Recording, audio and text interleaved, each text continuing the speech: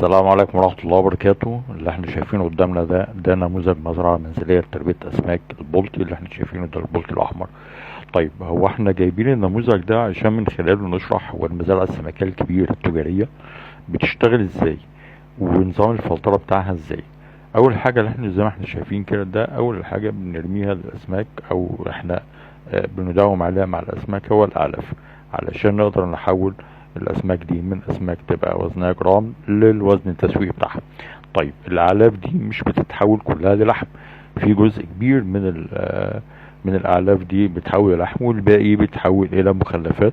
يعني زي ما بنحسبها كده في حاجه اسمها معامل تحويل، بتبقى تلات ارباع الاعلاف دي تتحول للحم او تلتين الاعلاف دي تتحول للحم والباقي بيتحول الى مخلفات والى امونيا، مخلفات صلبة اللي هي مخلفات بتاعت الاسماك، والامونيا اللي هي صورة من صور النيتروجين الموجودة في المية. طيب، دي علشان نتخلص منها لازم بنعمل عملية ان احنا نغير المية بنسبة 20 الى 25% يوميا، اقل اكتر على حسب كثافة الاسماك. زي ما احنا شايفين قدامنا ده جزء من الفلترة الميكانيكية، اللي هو عن طريق ان احنا بنمرر المية على نوع من انواع القماش بيبقى دقيق جدا بيصفي المخلفات الصلبة والطحالب كمان. وده النموذج ده اسمه درام فلتر. درام فلتر اللي هو كلمة درام يعني طبلة، هو لانه هو شبه الطبلة، بيبقى عليه نفس نوع القماش اللي احنا شفناه من شوية، وبنمرره بتمشي من جوه الفتحات دي او من جوه الطبلة دي او من جوه الدايرة ديت المية، وبتصفيها القماش ده من جوه.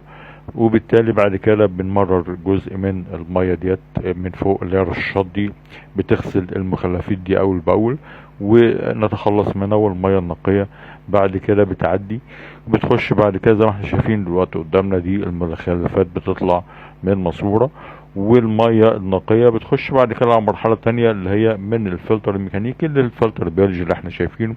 قطع البلاستيك الصغيرة اللي احنا شايفينها دي اسمها كي 3 الحجم ده، في كي 2 في كي 1. دي بتبقى قطع بلاستيك علشان ينمو عليها البكتيريا اللي بتحول النترات الى او الامونيا الى نترات.